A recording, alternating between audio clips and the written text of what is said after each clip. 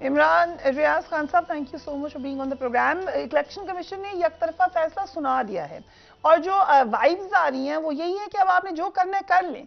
सो अब ये हतमी फैसला है। देखिए, सबसे इंटरेस्टिंग चीज ये है कि रिजीम चेंज ऑपरेशन के बाद बहुत सारी चीजें बेनकाब हो गई हैं। ये बहुत अच्छा है। यानी पाकिस्तान के वो इदारे जो आइन और कानून की बात करते थे, हमने देखा कि वो आइन और कानून की कितनी पासदारी करते हैं।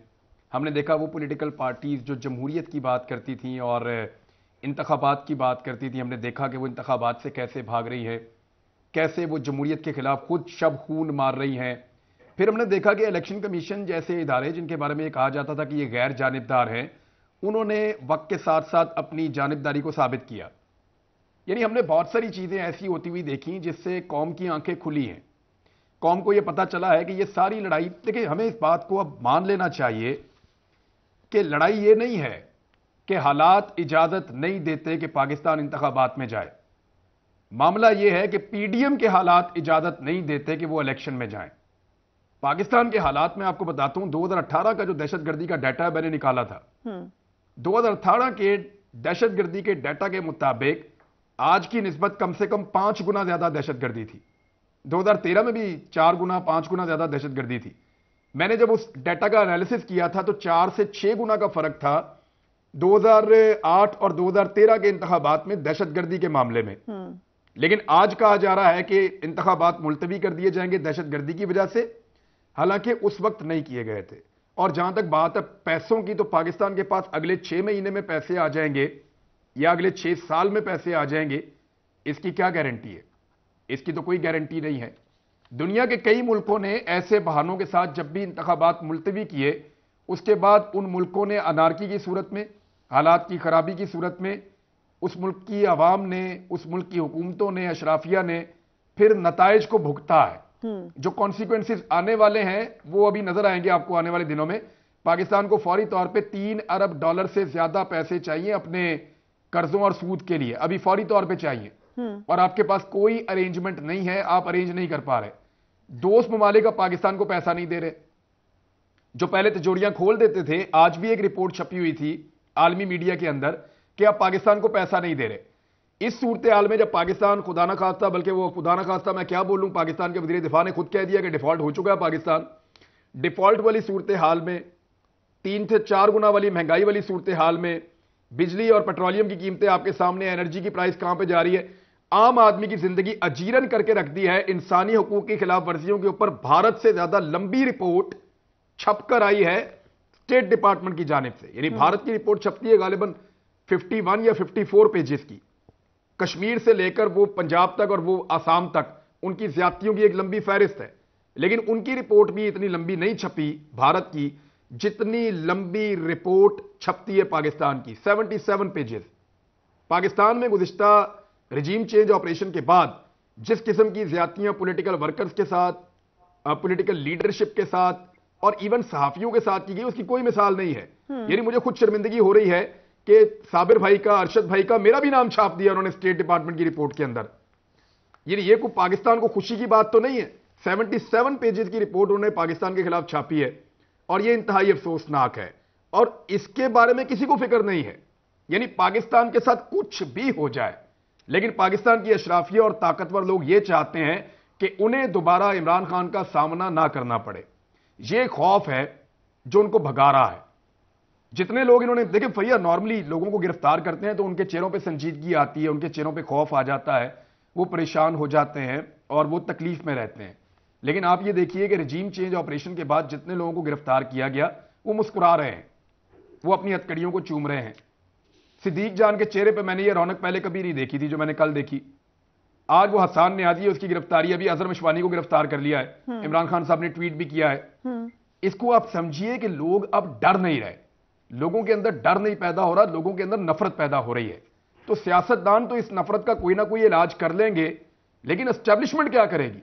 ये उनके गले पड़ जाएगी और इससे जान छुड़ाएं जितनी जल्दी होता है। इन गुनाहों का हिस्सा पाकिस्तान के इदारों को नहीं बनना चाहिए। सुप्रीम कोर्ट ऑफ पाकिस्तान को इस पर नोटिस लेना चाहिए। यह आइन शिकनी है और यह सुप्रीम कोर्ट के फैसले की तौहीन है। राइट, सो माइकल कुगलमैन की ट्वीट भी हम देख लेते हैं। उन्होंने कहा constitutional crisis, economic meltdown, political paralysis, resurgent terrorism, institutional breakdowns, Pakistan has confronted all these challenges in the past but rarely all at once and so acutely। Imran Riaz साहब, क्या इलेक्शन अब होने का कोई इम्कान है? लग तो जो माहौल एक होता है इलेक्शन का वो है तो नहीं। आपको क्या लगता है कि अक्टूबर में ही होंगे अब इलेक्शंस? देखिए, इस मुल्क को या तो आपने आइन के मुताबिक चलाना है या आपने कहना है कि ये सरजमीन बेआइन है। हमारे उन दोस्तों के पेट में मरोड़ उठते थे कासम सूरी की रूलिंग के ऊपर, और वो ये कहते थे कि किधर हैं अदालतें, जाग क्यों नहीं रही, और ऐसे ऐसे ताने अदालतों को दिए। वो सारे अब हमें भाषण दे रहे हैं कि जी आइन को छोड़िए, आप ये देखिए कि नजरिया जरूरत क्या कहता है। आइन अगर आपको कहता है कि 90 दिन में इंतखाबात कराने तो छोड़िए उसको, क्योंकि सियासतदानों की ख्वाहिश है कि इमरान खान को नहीं आना चाहिए, सहूलतकारों की ख्वाहिश है कि इमरान खान का रास्ता रोकना है, लिहाजा हम कुछ ऐसा करते हैं कि इंतखाबात को अक्टूबर तक ले जाते हैं।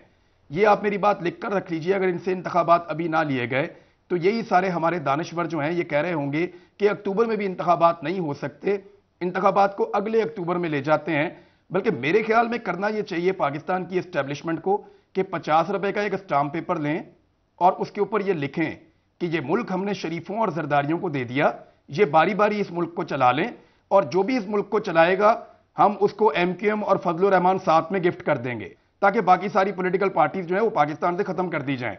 लेकिन जहां तक बात है ना नवाज शरीफ की, कि नवाज शरीफ को निकाला गया था और उस वक्त कोई ब्रीफिंग हुई थी और पता चला था, तो जिन लोगों ने ये कहा कि नवाज शरीफ के पास मनी ट्रेल नहीं है, जिन लोगों ने ये कहा कि नवाज शरीफ ये नहीं बता पा रहा कि उसने और उसकी औलाद ने पैसा कहां से बनाया, वो आज भी उस बात के ऊपर खड़े हैं।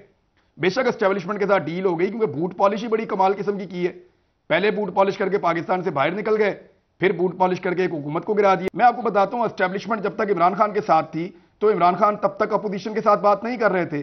आज एस्टेब्लिशमेंट का जो पलड़ा है वो दूसरी तरफ है उनका हाथ, और वो भी अब बात करने के लिए तैयार नहीं है।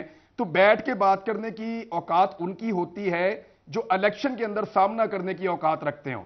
अदरवाइज देखें, इस वक्त सारे भाग रहे हैं, छुप रहे हैं। मैं PMLN के बहुत सारे ऐसे लोगों को जानता हूं जो साफ कह चुके हैं कि हमने इलेक्शन लड़ना ही नहीं है, हम इलेक्शन लड़ना ही नहीं चाहते। ये चंगे भले बंदे, अभी लाहौर में आप देखें टिकट बांटे, देखें लोग कहते हैं हमने इलेक्शन लड़ना ही नहीं है। सीनियर लोग हैं PMLN के, वो कहते हैं जी इससे ज्यादा बेइज्जती नहीं हो सकती। और मुझे PMLN की सीनियर क़यादत के लोगों ने और पीपल्स पार्टी के लोगों ने यह कहा है कि हमारी क़यादत जो पॉलिटिकल वर्कर्स के साथ और मीडिया के साथ कर रही है, ये बतौर सियासी कारकुन और सियासी जिद्दोजहद करने वाले लोगों के तौर पे हम इसको ठीक नहीं समझते। ये अंधे हो चुके हैं और एस्टेब्लिशमेंट के साथ मिलकर गंदा खेल खेल रहे हैं। ऑन रिकॉर्ड कहना चाहिए, ये तो ओनरशिप तो ले लिया इन्होंने। ऑन रिकॉर्ड की जरूरत भी पैदा हो जाएगी। देखिए, ऑन रिकॉर्ड की जरूरत पैदा नहीं हो रही। आपको पता है पाकिस्तान में बहुत सारी मजबूरियां होती हैं पॉलिटिकल लोगों की। ऑन रिकॉर्ड की चंद लोगों ने जरूरत पैदा की है। शाहिद खान अब्बासी बात कर रहे हैं, मुस्तफा नवाज खोखर बात कर रहे हैं, एतजाज एहसन बात कर रहे हैं, लतीफ खोसा बात कर रहे हैं, और मैं आपको लगभग 1 दर्जन नाम बता सकता हूं। ये लोग बातें कर रहे हैं, ऑन रिकॉर्ड भी कर रहे हैं। लेकिन देखिए, मेरे वो सहाफी दोस्त, उन पे मुझे हैरत होती है जो कल तक जमहूरियत के दावे करते थे, जमहूरियत के बुलंदोबंद दावे करते थे, वो इस वक्त बंद कमरों के फैसलों को मुसल्लत करने के लिए जोर डाल रहे हैं। मैंने कई सहाफियों को यह कहते हुए सुना कि कोई ना कोई बंदोबस्त किया जाए इमरान खान का, वरना ये दोबारा इक्तदार में आ जाएगा और मुसीबत बन जाएगी।